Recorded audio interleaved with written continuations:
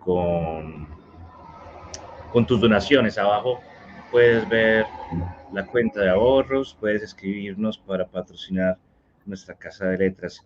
Tao, ¿con Dime. qué proseguimos? ¿Con qué proseguimos? Vale, no, hablemos de Milei.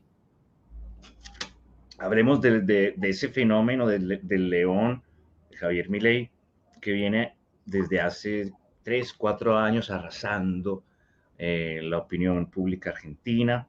En las elecciones pasadas tuvo un 30% de votación en un país que estaba hasta la llegada de Milei dividido entre dos, los tradicionales peronistas que han gobernado el país del sur de los últimos 80 años, ahora se enfrentan con un economista que no tiene experiencia de administración, sino una experiencia académica muy grande, un señor que es admirado y además es un showman, tipo, el tipo, vamos a ver que se vuelva la señal. Javier Milei, decimos, estamos ante un populista de derechas, populista tanto por la forma en la que expone sus ideas como sus ideas mismas, se transforma en sus mítines políticos y usa, como hacen los buenos comunicadores, usa la repetición de frases que se le quedan al público y que en cualquier momento recitan todos como si estuvieran en una misa, sobre todo el concepto de liberalismo. Le contaba a Gustavo en estos días que cuando Milei repite qué es liberalismo, eh, todo su alrededor repite con él qué es liberalismo y esa escena nos puede convencer, pero da mucho miedo. Da mucho miedo ver tantas personas convencidas del dogma de un líder, aunque el dogma sea bello, porque él dice que el liberalismo, según Vanegas, que es un prócer para él de la libertad, un prócer argentino, o sea, un intelectual del liberalismo en argentino, él dice que el liberalismo, según Vanegas, es el respeto irrestricto a las libertades de los demás y al proyecto de vida que los demás hagan. Sí. Mm, pero esto tan bonito no viene solo. Estamos ante un país porque a los oyentes contextualizamos, se escucha, yo escucho personas que dicen cómo un país de gente tan inteligente regresa a la derecha o se va por la ultraderecha, que es la forma pues más fácil de pensar, ¿no? Porque esta gente es tan tonta y votó por ese señor. Pero recordamos a nuestros oyentes que Argentina lleva unos fenómenos de inflación y de hiperinflación desde hace más de 20 años que han dejado la pobreza a muchas personas. A muchos que tenían pequeños ahorros, pues quedaron sin nada a partir de políticas que nunca llegaron a reparar de fondo el problema económico del país, sino a endeudarlo más. Entonces, en este momento viene un economista campeón que usa los eslóganes del fútbol. Él fue arquero, no recuerdo ahora si de Talleres, él fue arquero en una división inferior. eh, Usa a su favor tanto las barras como la estética rivalista del balompié argentino y, y ha causado un fenómeno que no se había visto desde Carlos Menem. Argentina hacia la derecha es algo extraño y quiero explicar, Tao, dos asuntos. El primero, por qué dicen que es de extrema derecha Ujú. y segundo, rápidamente, ¿qué quiere decir eso de anarcocapitalismo? ¿Cómo se come? Nosotros estamos acostumbrados a pensar en anarquía como desde los valores del punk, un chico que quiere destruir las instituciones y no quiere encajar en la sociedad. Pero la anarquía tiene un aparato teórico enorme que los invitamos a leer, por ejemplo, a Bakunin, interesante leer a Bakunin. También los rusos escribieron mucho sobre anarquía. Españoles como los hermanos Reclus fueron teóricos de la anarquía. Y también existe una anarquía económica. Proyectos que consideran que el Estado debe ser pequeño, muy pequeño, y que la economía, el libre mercado, se encarga de lo demás, de del cumplimiento del proyecto de vida de cada uno y también de la salud, la educación y el progreso. Esto es, que no exista un papá Estado que nos gobierne, sino que seamos anarquistas dentro de un capitalismo. Eso puede ser sencillo de comprender, pero no creamos que es tan fácil.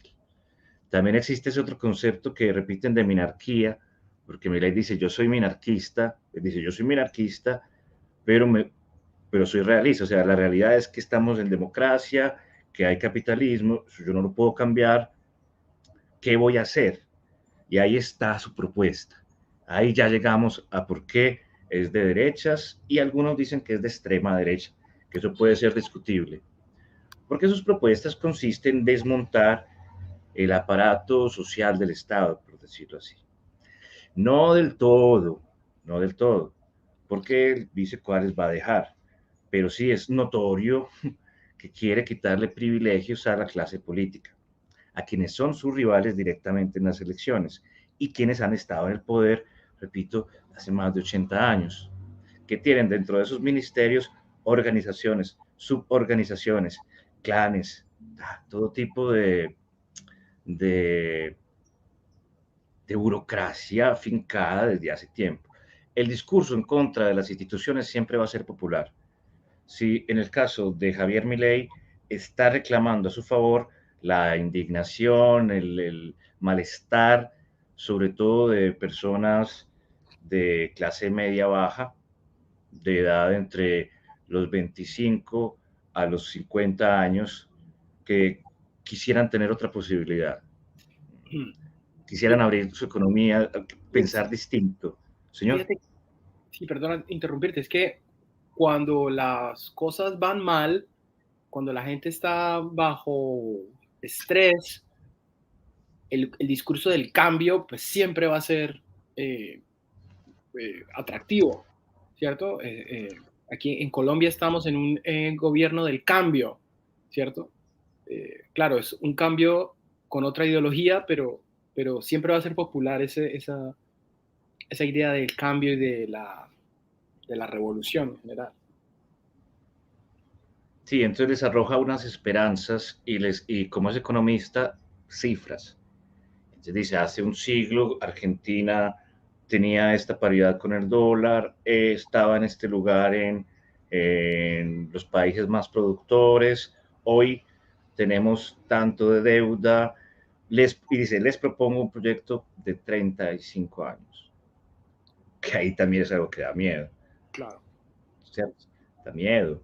Se dice, Perpetuar su les poder. propongo un proyecto hasta 2050 y grita, viva la libertad, carajo, e insulta.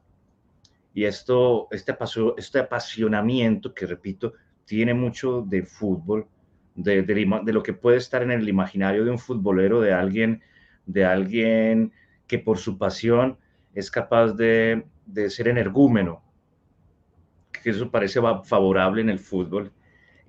Y querríamos pensar que no, para la política no estaría bien eso, pues Javier Milei gana todo eso a su favor por la puesta en escena extravagante y pendenciera. Es un atorrante la forma en que le habla a su rival, y, pero eso da esperanzas. Ha ganado en lugares donde el peronismo llevaba décadas de nunca haber perdido.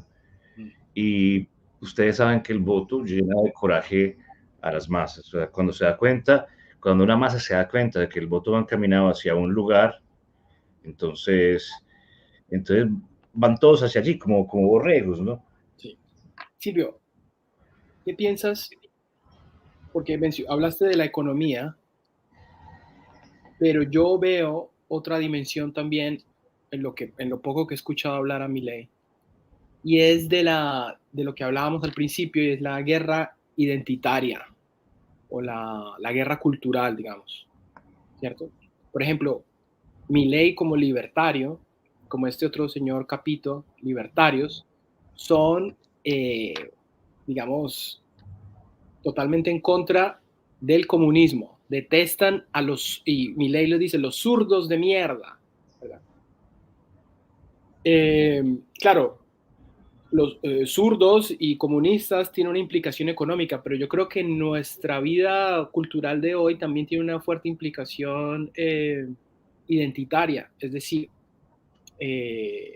también escuché a Milei también hablando de la educación y de cómo reformar la educación y cómo la educación es una foco de adoctrinamiento. Y yo, obviamente lo que se refiere es a adoctrinamiento identitario, es decir, eh, ideas feministas, ideas de teoría de De género. izquierdas directamente. Sí. O tú has sido, Qué tanto tendrá, qué tanto peso tendrá que la gente del común, eso es lo que yo me imagino, la gente del común en Argentina, después de 30 años de esta postura zurda, por llamarla, ¿sí? Como la 20 llama, de kirchnerismo solo con 4 años de Macri. exacto. Están hartos también de que los censuren, de que les digan que son fachos porque dicen que solo hay dos sexos, o porque les digan fachos porque van a la iglesia, que la gente del común, el obrero normal, ¿cierto? Que va a misa y cree que, ¿cierto? Que, qué sé yo, que tener hijos es una buena idea, está mamado, está harto de que estos izquierdistas traten de confundir el lenguaje y de decirle que tiene que hablar con lenguaje inclusive y todas estas pendejadas. A veces es muy duro, a veces es muy fuerte eso en la Argentina. Eh, Sí, más que en y, Colombia. y podría entender a los reaccionarios si no fuera, quiero decir, eh, también hay que darse cuenta de que si hay reaccionarios en Argentina o conservadores o como dicen fachos, pues sí, han tenido cierta paciencia en cuanto a eso de lo que hablas, porque el adoctrinamiento en la escuela pública y en la universidad es algo muy fuerte. Yo tuve la posibilidad de estudiar en la Universidad de Buenos Aires, en Puan, Filosofía y Letras. Mira, dije Filosofía y Letras y me pateé y todo. El, el corredor, el corredor, cada 6 metros había un puesto de un partido político. Cada 6 metros. Partido político, partido político, partido político. Con todos los muros llenos de grafitis. Bien, eso lo comprende uno, pero es que el adoctrinamiento llega hasta ahí. De acá está el puesto del partido para que se inscriba. Eh, mm, Da mucho para pensar, mucho para discutir. Eso es lo que le está pasando ahora a nuestros hermanos de Argentina. Hablábamos de la economía. Ponía el ejemplo que en el año 2011 un arriendo el arriendo de una habitación en un sector costoso de Buenos Aires costaba 1.200 pesos argentinos. Hoy, 12 años después, 13 años después, el mismo precio sirve para comprarse un café y un corneto, un croissancito pequeño dulce. Es, eh, es una Algo realidad falla. asfixiante.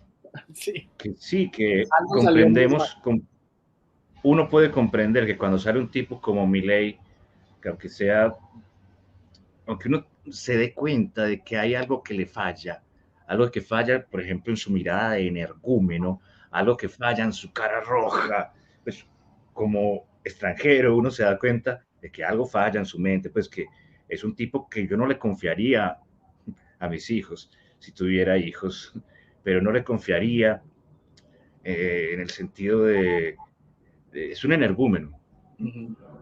¿Cómo le voy a dar mi país? Pero uno dice eso desde afuera. Otra cosa sería estar desde adentro y ver todo lo que puede suscitar un personaje como este de esperanzas definitivas. Como la gente no quiere más teoría, quiere decisiones. Ujú. Y llega ese señor y dice, voy a cerrar el banco y vamos a dolarizar el país. Y le recuerda a Menem que fue una época en la que hubo dinero, que hubo un repunte en la economía y los abuelos les pueden decir a los muchachos, entonces ahí sí podemos de pronto comprender por qué tiene tanto auge en un país del cual esperamos todos, tenemos en nuestra, como un cliché, que es un país tirado hacia la izquierda. Sí, no. Interesante. Lo lo que veo en Twitter son las reacciones de la, no sé cómo llamar, yo lo llamo eh, los bien pensantes, ¿no? En Colombia. Es decir, los que solían ser liberales ahora son más como de inclinados a la izquierda, que son petristas sobre todo, y que están, digamos, condenan a Milei como un elemento de extrema derecha, ¿cierto? Como antitético a todo lo que ellos consideran eh, bueno y deseable, ¿cierto? O sea, lo pintan como como un autócrata, como alguien que va antiderechos, le dicen, que es un término que ya me causa sospechas porque en general, como, como todo este ambiente posmoderno, el lenguaje ha ha perdido peso, ha sido deconstruido, ¿verdad? Todo el mundo, a ti te han llamado fascista seguramente, te han llamado racista, ya esas palabras ya no tienen el significado que solían tener. Entonces, a Milei le dicen antiderechos, fascista, extrema derecha, y vivimos en un mundo donde yo ya no sé eso qué significa, ya no tiene, ya no tiene peso para mí, ¿cierto? Y tiendo a desconfiar de las personas que salen a mostrar su virtud, ¿cierto? Diciendo, oh, ese fascista y ese no sé qué. Entonces, Podemos decir dos cosas. La primera, que a de Milei dicen, pueden decir que es de extrema derecha por dos motivos. Uno, por mala leche, por radicalizarlo y hacerlo ver como alguien que es cercano a la idea de la junta militar y a ese pasado, con lo cual recuerdan a la derecha militar. Entonces, querer, querer hacer coincidir una junta militar con alguien que es liberal es exagerado, ¿cierto? Digamos así. Entonces, esa sería una forma de por qué lo nombran de extrema derecha, por mala leche. Pero hay otra que estoy muy de acuerdo, lo escuchaba al señor Rayo, al profesor Rayo, explicar por qué le pueden decir, ya sí más de forma certera, de extrema derecha, y es porque es alguien de derecha que no quiere llegar al poder y conservar el statu quo. Él dice abiertamente, no va a llegar al poder y a dejar que el sistema, que la seguridad social siga igual, que el sistema de beneficios siga igual. No, él tiene pensado llegar al poder y acabar con esto. O sea, es alguien de acción, en, no de meditación. Y por eso le dicen que es de derecha, de extrema derecha, perdón. Y para anotar, también dicen que es antiderechos porque tiene una postura contra los privilegios que según él ha creado el socialismo, el peronismo en Argentina, dice que donde ellos ven un privilegio lo nombran un derecho. uh-huh. Entonces él quiere quitar derechos en el sentido, según lo he escuchado yo, en el sentido de los derechos que traen beneficios económicos por pertenecer a un sector de la sociedad. Beneficios identitarios de alguna manera, sea por el sindicato, pero hay algunos que exageran para criticar más a Milei, porque tienen miedo y porque ven en la figura de alguien así de loco algo peligroso. Y tienen razón en esto último. A mí también me parece peligroso. Alguien con una... Me parece peligrosísimo Javier Milei. Sobre todo me parece peligroso que personas como a mí nos llegue tanta información sobre él. Eh, que el algoritmo nos ponga a pensar tanto en Milei como en un Bukele, ¿no? Estamos bombardeados de información sobre esos personajes que para nosotros, como nos dicen, somos tibios, ¿no? Nos da mucho miedo encontrar personajes así de digámoslo, tenebrosos finalmente el libre desarrollo de la personalidad. Porque aunque Milei repita esa frase de que el liberalismo es el respeto irrestricto a, pues uno se pregunta hasta qué cierto punto quitar tantos, digamos, las subvenciones a personas desamparadas, también les va a quitar su capacidad de ser libres.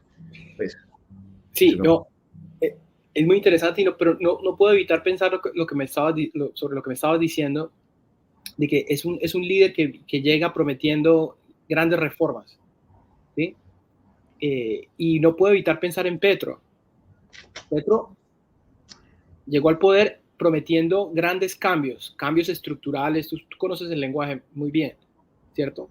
Hizo una reforma tributaria, quiere una reforma a la salud que no ha podido pasar, una reforma a la justicia, quiere reformarlo todo, ¿cierto? Claro, en la dirección opuesta de mi ley, para empequeñecer al Estado, sino sino para para engordar. robustecerlo, sí, sí. Y para darle, creó un ministerio de la igualdad, ¿verdad?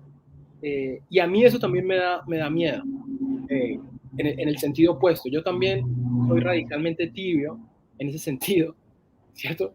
En el que cuando, y dijiste algo que me pareció, que me gustó mucho, dice cuando uno ve un personaje como este, como estos, eh, empieza instintivamente a temer por las libertades individuales. Eso es lo que me ocurre a mí también con Petro, ¿cierto? Porque irónicamente cuando empieza a hablar de pluralidad, de diversidad y de, ¿cierto? De que vamos a ayudar a los menos favorecidos, a mí me empieza a sonar como que eso significa, a fin de cuentas, uniformidad de pensamiento, ¿sí? Si tú criticas mis reformas, eres enemigo del pueblo porque el pueblo soy yo. Esa retórica, ¿cierto? Si tú, señor Armando Capito, ¿cierto? Tienes ideas libertarias radicales que no nos gustan, entonces para ti no hay diversidad, aunque seas un mulato, para ti no hay diversidad y para ti no hay subvenciones ni hay ayudas. Cuando veo esos personajes radicales, y estoy de acuerdo que mi ley, cuando uno lo escucha hablar, es esperpéntico, a mí empieza a entrar ese temor. Vienen hablando vienen proponiendo cambios radicales y grandes ideales, y yo lo que siento es que aquí lo que se van a perder son las libertades individuales. Todo el mundo va a tener que empezar a pensar igual, para no ser llamado enemigo del cambio, el enemigo del pueblo, ¿sí? Eso es lo que termina Tienes toda la pasando. razón, además usan, como son populistas ambos, su discurso se apropia del pueblo, de lo nuestro, del nosotros. Y ambos dicen, también Milei lo anuncia desde ahora, él dice, hace coincidir el Estado con él mismo y dice que aunque los otros salgan a las calles, él va a cumplir con algo que le prometió a su pueblo. O sea, él ya asume su tarea como algo histórico que aunque le puedan sufrir muchos, él lo tiene que hacer porque está concebido como parte de la historia hasta 2050, dice Javier Milei. Es como quien sabe leer, lee, ¿no? Ujú. Nosotros leemos totalitarismos, cansancio en la población y una incapacidad del centro de liderar con convicción la política regional. Y cabe recordar que el Ecuador vive ahora una época en la que la violencia política Sí, está enfocada precisamente hacia los líderes del centro, sí. que pueden ser siempre los más chocantes. Gustavo, Interesante. ¿qué le decimos a nuestra muchachada antes de despedirnos? No, muchas gracias por pasar Algunos una hora con problemas nosotros. de conexión. Eh, Despidámonos de nuestra audiencia. ¿Cómo que le decimos? No, otra semana de noticias muy, muy interesantes. Se cortó. ¿Me escuchas? ¿Me escuchas ahí? ¿Me escuchas ahí? Hello, hello, hello. ¿Me escuchas? Bueno, era yo, soy yo, de pronto. Sí, ya te estoy escuchando. Hola, hola. Sí, La conexión falló ahí. No, que digamos, hola. ¿Y tú a mí me escuchas? sí, te escucho. A mí en lo personal lo que siento es una... pucha, se fue de nuevo. Ahí, volvió. Sí, aquí. Volviste. No, sí, una desconfianza constante eh, sobre los medios de comunicación que tenemos. No me refiero solamente a Caracol, RCN y El Espectador y El Tiempo, sino incluso a lo que uno ve en Twitter. Desconfianza. Ese es como el sabor que siempre tengo en la boca con este tipo de cosas, ¿cierto?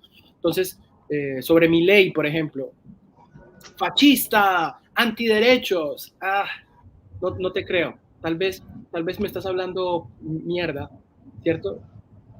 Y voy y escucho otras fuentes y me dicen, es el gran libertario, es el gran salvador de la democracia. Y yo, tampoco te creo del todo, ¿cierto? Esa sensación de desconfianza.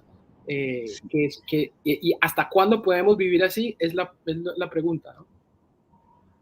¿Hasta cuándo? ¿Hasta cuándo podemos vivir con esta desconfianza? Buena pregunta de Gustavo Carvajal. A nuestros oyentes los invitamos a responder, a darle like, siempre la manito hacia arriba, ponle a la campanita. Dentro de 8 días nos veremos en otra nueva escaramuza que vamos a armar. Bien, mi hermano. Un abrazo. ¡Viva Gustavo, carajo! Gracias, muchachos. Viva la Alegría. libertad de expresión. Bueno, chao. Está bien. Bueno, cuídate.